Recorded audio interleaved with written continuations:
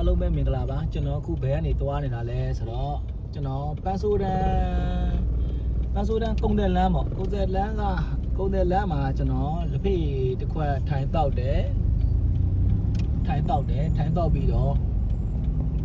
အဲ့အနေမှာဆို28လမ်းအလဲကိုသွားမှာနော်28လမ်းအလဲခေါ်တာပေါ့အဲ့တော့အခုသွားနေတာ28လမ်းကိုသွားမှာဒါပေမဲ့ကျွန်တော်ကအနော်ထားတိုင်းကျွန်တော်ပြန်ဆင်းလာတယ်ဆင်းလာပြီးတော့လေ28လမ်းအလဲ28လမ်းနဲ့ကအနော်ထားနေပြန်ဝင်လို့မရဘူးသွားသလားအဲ့တော့ကျွန်တော်တို့က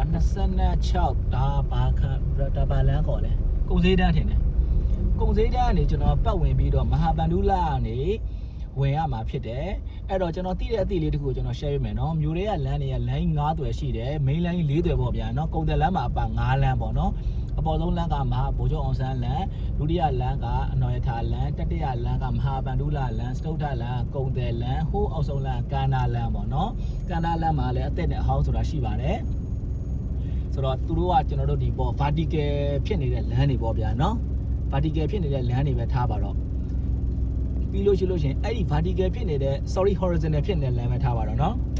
horizontal ဖြစ်နေတဲ့လမ်းတွေအဲ့ horizontal ဖြစ်နေတဲ့လမ်းတွေကို vertical လမ်းတွေရှိတယ်သူက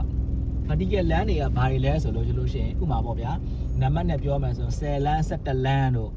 ပြီးတော့12လမ်းတို့ပြီးလို့ရှိရင်အဲ့လိုသွားတယ်ပေါ့နော်အဲ့တော့အဲ့မှာကဏ္ဍနဲ့လမ်းတွေကလေကျွန်တော်တီးတဲ့အသည့်ကို share ပေးတာနော်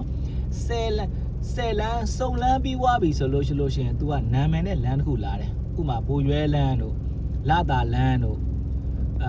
့ကုန်စည်တန်းလမ်းတို့เนาะပြီးလို့ရှိရင်ဘူစွန်ပတ်တို့အဲ့လိုလာတယ်ပေါ့เนาะအဲ့လိုနာမည်နဲ့လမ်းတွေလာတယ်အဲ့တော့စုံလမ်းပြီးရင်လာတယ်အမြဲတမ်းမှတ်ထားပါเนาะစုံလမ်းပြီးရင်လာပါတယ်သူ့မှာကအထက်ဘလောက်နဲ့အလဲဘလောက်အောက်ဘလောက်ဆိုတာရှိတယ်ဆိုတော့အထက်ဘလောက်ဆိုတာဒီဗိုလ်ချုပ်အောင်ဆန်းလမ်းနဲ့အနော်ထာလမ်းကြားတဲ့ကိုခေါ်တာဒီအထက်ဘလောက်ခေါ်တယ်အလဲဘလောက်ဆိုတာဒီအနော်ထာလမ်းနဲ့မဟာဗန္ဓုလလမ်းကြားတဲ့ကိုလဲဘလောက်လို့ခေါ်တယ်အောက်ဘလောက်ဆိုတာဒီမဟာဗန္ဓုလလမ်းနဲ့ကုန်တယ်လမ်းကြားတဲ့ကိုလဲအောက်ဘလောက်ခေါ်တယ်ပြီးလို့ရှိရင်ကုန်တယ်နဲ့ကန္နာကြားတဲ့ကိုလဲအောက်ဘလောက်လို့လဲခေါ်တယ်เนาะโอเคဒါတွေကိုအကြမ်းမြင်ကျွန်တော်ရှင်းပြတာဖြစ်ပါတယ်သူ့ရဲ့ပေါ့เนาะဟို sequence လေးပေါ့ဗျာလမ်းတွေရဲ့ sequence လေးကိုရှင်းပြတာเนาะအဲ့တော့လမ်းကြီးက9သွယ်ရှိတယ်เนาะ main လမ်းမကြီး9သွယ်ရှိတယ်ပြီးလို့ရှိရင် main လမ်းမကြီးက horizontal လမ်းတွေဆိုလို့ရှိရင် vertical လမ်းတွေဒီပါလဲနံပါတ်နဲ့လမ်းတွေနံပါတ်နဲ့လမ်းတွေရဲ့စုံလမ်းပြီးလို့ရှိရင်နာမည်နဲ့လမ်းတွေပြန်လာတယ်ဟုတ်ပြီเนาะ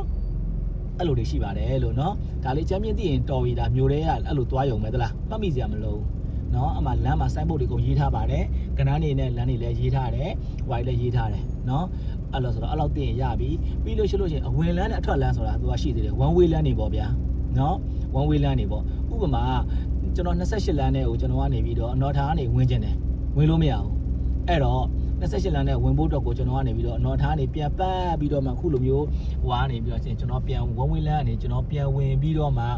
ဟာဗန္ဓုလကနေပြီးတော့ပြန်ပတ်ဝင်ရမှာ28လမ်းကိုအလဲဘလောက်ကိုเนาะအဲ့လိုပါ तू ကအဲ့လိုတွေသွားတာရှိတယ်အဝင်လမ်းက2လမ်းအထွက်လမ်း2လမ်းအဲ့လို sequence နဲ့သွားတာအဝင်လမ်း2လမ်းအထွက်လမ်း2လမ်းအဝင်လမ်း2လမ်း one way လမ်းတွေပေါ့ဗျာဝင်လမ်းအထွက်လမ်းဆိုတာပြောတာတော့လွယ်လွယ်ပြောလိုက်တာပေါ့နော်ကျွန်တော်မှတ်ထားတဲ့အသည့်ကိုကျွန်တော်ပြောတာဆိုတော့အဲ့ဒီ sequence လေးကိုတည်သွားပြီဆိုလို့လွယ်လွယ်လေးမျိုးတွေကသွားရတာเนาะတကယ်တော့လွယ်လွယ်လေးเนาะတိတ်ခတ်နေတာမဟုတ်ဘူးလုံးဝ clear ဖြစ်ပါတယ်ဥပမာမန္တလေးကလမ်းတွေပေါ့ဗျာเนาะဘယ်နှလမ်းနဲ့ဘယ်နှလမ်းကြားဘယ်နှလမ်းမကြီးပြောလိုက်ရင်အော်တန်းရောက်တယ်เนาะအဲ့လိုပါโอเคအဲ့လိုဆိုတော့ခုဆိုလို့ရှိရင်ကျွန်တော်ကုန်စည်တန်းတွေကနေတိုးနေတာဖြစ်တယ်နည်းနည်းတော့မျိုးတွေကတော့ကားချက်တယ်ပေါ့เนาะသူကဈေးဆိုင်တွေများတယ်ပြီးလို့ရှိရင်လည်းဟိုဟာတွေလည်းဈေးသူဈေးသားတွေလည်းများတယ်ဈေးဝယ်သူတွေကုန်လာဝယ်တဲ့လူတွေကုန်ပစ္စည်းချတဲ့ကားတွေပေါ့เนาะအဲ့လိုဆိုတဲ့ခါကျတော့နည်းနည်းလေးစိတ်ရှိရှိနဲ့တော့ကျွန်တော်တို့သွားရတယ်အချိန်လေးတစ်ခုပေးပြီးတော့ကျွန်တော်တို့သွားရတာဖြစ်တယ်เนาะဟုတ်လားကျွန်တော်ခုပြောတဲ့လမ်းမှားကျင်လဲမှားမယ်เนาะကုန်စည်တန်းဆိုတာလားเนาะကုန်စည်တန်းဆိုတာမှားကျင်လဲမှားမယ်เนาะဟိုနည်းနည်းတော့ခွင့်လို့ပေးကျွန်တော်ဟုတ်လားကျွန်တော်လည်းစိတ်ထဲထင်တယ်ဆိုတဲ့လမ်းကိုကျွန်တော်ပြောလိုက်တာအဲ့လိုကဲရှေ့ဆိုရင်ကျွန်တော် one way လမ်းเนาะမဟာဗန္ဓုလကိုရောက်ပြီးအဲ့ကြရင်ကျွန်တော်ဘယ်ကို꿰ရမယ်꿰ပြီးမှ28လမ်းအလဲတဲ့ကိုကျွန်တော်ပြန်ဝင်မယ်เนาะအဲ့လိုပါလို့โอเคဒီနေ့တော့ဒီနားလေးတင်စကားပြောနေတယ်ကျွန်တော်လာ9မိနစ်လောက်ဖြစ်သွားပြီเนาะအချိန်ရလာ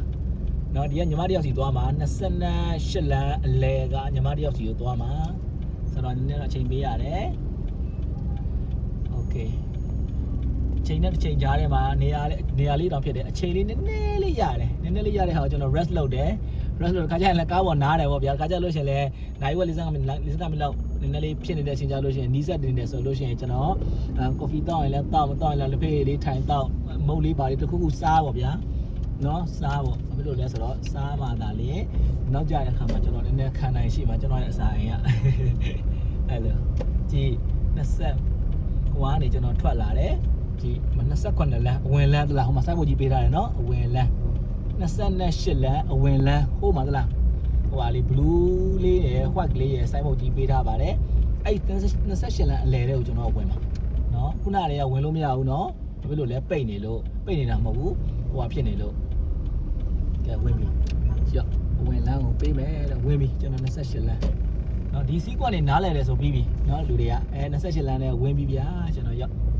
နော်28လမ်းဟိုဘက်မှာပါရှိတယ်ခုနကကျွန်တော်ပြောတဲ့စီးကွက်အတိုင်းရွှေဘုံသာလမ်းနော်နာမည်နဲ့လမ်းတစ်ခုတက်လာပြီနော်